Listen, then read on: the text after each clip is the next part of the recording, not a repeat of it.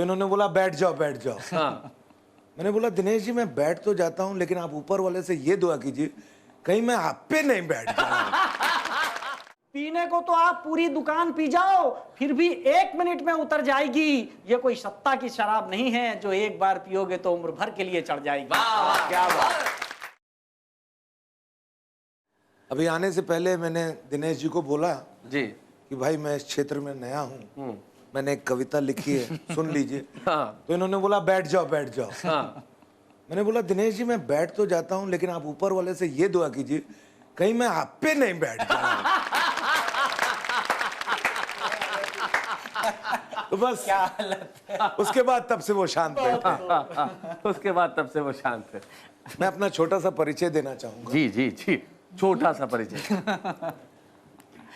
महफिल की शान नहीं, महफिल की शान नहीं, बुजुर्गों का सम्मान बनने आया हूं। वाह वाह।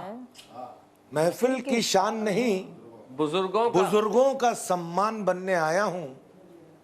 जिसे भुला न सके जमाना वो पहचान बनने आया हूं। क्या बात है। वाह वाह।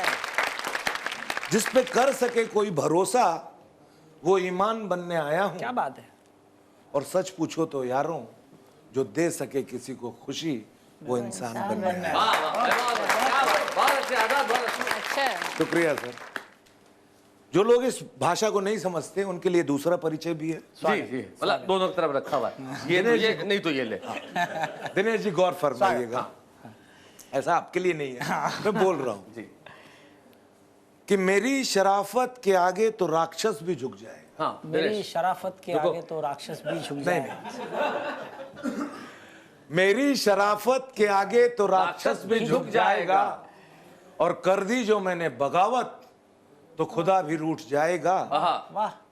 मेरी खामोशी को कायरता ना समझ लेना। बात है। फिर गया जो मेरा मगज तो एक पल में जिस्म से सांसों का रिश्ता टूट जाएगा। हाय हाय हाय, क्या बात है। बहुत अच्छा, बहुत बढ़िया। इसमें आपको मैं बताऊं कि ये जो आपने लाइन कही है कि फिर गया जो मेरा मगज जिस्मों से क्या है, एक पल में जिस्म से सांसों का रिश्ता टूट जाएगा। इसमें एक अगर आप अक्षर बदल देना तो भी बात वही रहेगी।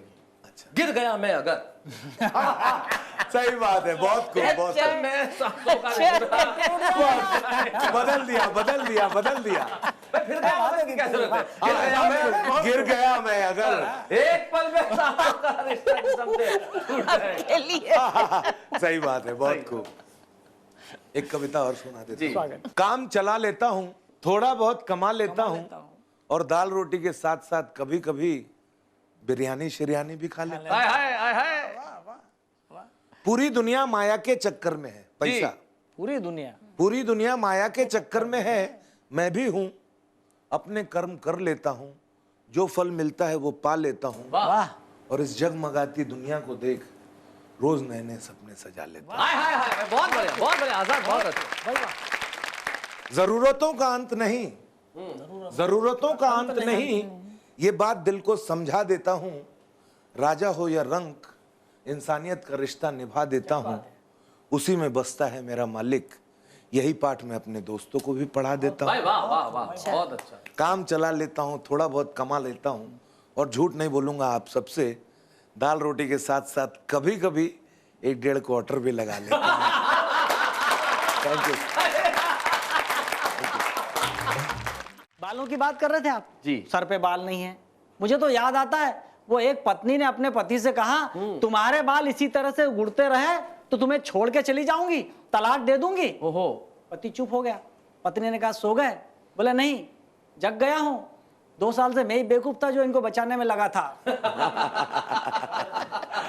अलग अलग ढंग से बात होती है साहब। स्थितियां इतनी खराब हो गई, कहा क्या जाता है समझा क्या जाता है। देशी दारू की दुकान पर एक नेता नजर आया। ओहो। देशी दारू की दुकान पर एक नेता नजर आया। यह सीन देखकर मेरा सिर चकराया। मैंने कहा श्रीमान, आप और देशी दारू की दुकान, बात समझ में नहीं आई। वह कहने लगा अभी समझाता हूं बड़े भाई।